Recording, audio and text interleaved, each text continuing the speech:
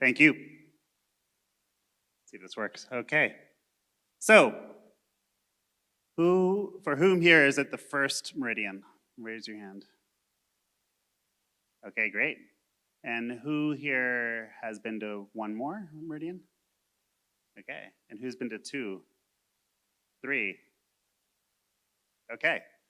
So, let's start with the basics. What is Stellar? Well,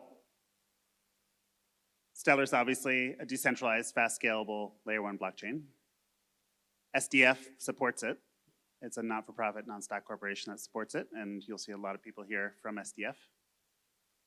Now, is this potential? Is this why we're here? No, not at all. This is not the lifeblood of Stellar. The lifeblood of Stellar is you, our ecosystem. And this is really what makes it Stellar unique. It's actually what's being built on top of Stellar. Ideally, most people using Stellar will not need to understand it, will not need to know it's even there. It'll just be happening in the background. So I'm going to read this because it's actually really important. It's your drive to make your world better, easier, more open than when you started. It's your desire to do both well and good at the same time. It's the help along the way and those that cheered you on, maybe even those who challenged you to build better, stronger. That's what got you here. And so I think one thing I would ask you do when you're meeting people here at Meridian is ask what got them into Stellar and also what are they building? And that question I found leads to really interesting conversations. I see a lot of familiar faces around the room, people who are building really exceptional things. Obviously, Navati, amazing Australian stablecoin company. Off the top of my head, I'm looking, obviously MoneyGram is here. Alicia wearing her MoneyGram red. And many others who are building incredible things on top of the Stellar network. And I really want to drive this home. It is really you who's makes Stellar exceptional. It's the ecosystem. And here are a few of the companies that are in our ecosystem. You saw a few of them on the board this morning when we were downstairs. And they all play a different role. It's a whole ecosystem that comes together to build a new system. And that new system has real usage. And that usage is also driven by you, by the people who are interacting with the end users. This is pretty exceptional. These are statistics from the second quarter of 2023. And there's a lot here, but I really think, for me, the fact that we have $5.7 billion of total transactions in one quarter is exceptional, especially considering where we came from, and especially considering, this is really a network that's about 7 years old. So quite exceptional. And here, I think I want to step back and put it into perspective. So yeah, you think $7 billion in a quarter is exceptional for Stellar, but in the grand scheme of financial services, is that really exceptional? And I think it's good to have a very specific perspective here, and that is, this is a brand new system that is being created from scratch that is fundamentally better and more open and more accessible than what comes before. I don't know if many of you have seen this chart before. I came across it recently when I was putting together a deck for something else. It just tracks crypto adoption with internet adoption. And you can see we're basically at 1998, or I guess now we're at 1999 at this point. And clearly the internet, people knew about it in 1999, but there were a lot of jokes that it was not really ready for mainstream and that things were not going to go well. It actually reminds me a little bit of some sci-fi narratives that are out there right now. Who's into sci-fi here? Who has read The Three-Body Problem? Great Netflix series coming out soon. And who has read or watched the Foundation series? Okay, great. All right, you'll know what I'm talking about. So I think, first of all, one thing that ties this together, Three-Body Problem is really that you can't have, it's really hard to have a stable ecosystem where you have, three bodies or masses like planets who are circulating around each other.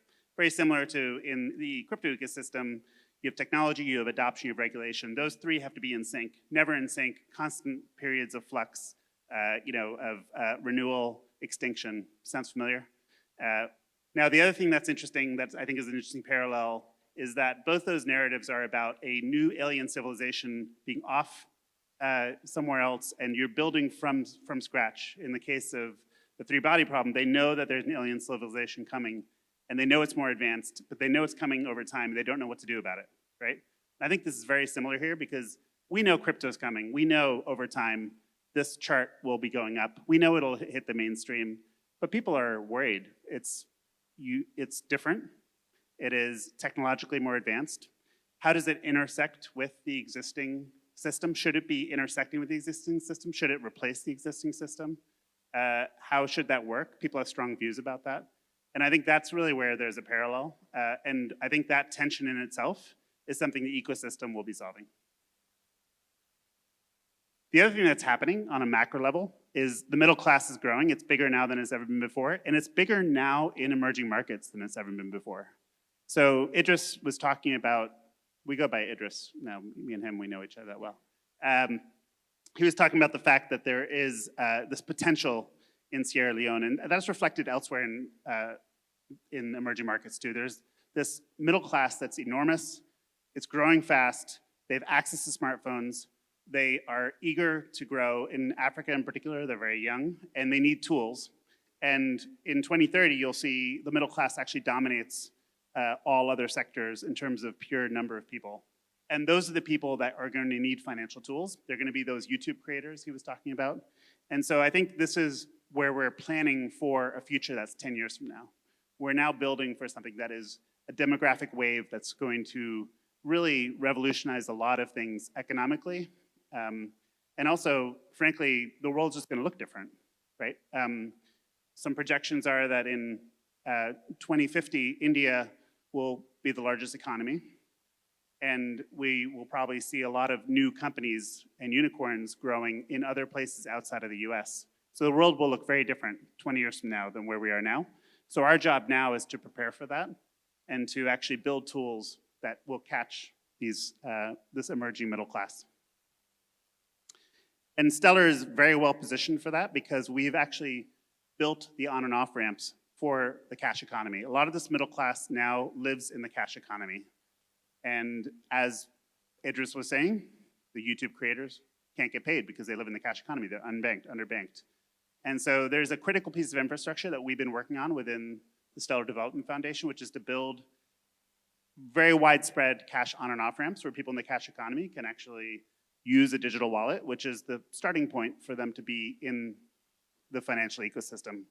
And that includes MoneyGram, obviously, but not exclusively MoneyGram. It includes CoinMe and Flutterwave and a lot of other on and off ramps that we've all stitched together with a very consistent set of user experiences and APIs and standards.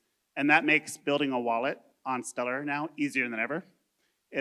We also have wallet SDKs coming out, which makes building a wallet also very easy. And that's gonna really turbocharge our ecosystem.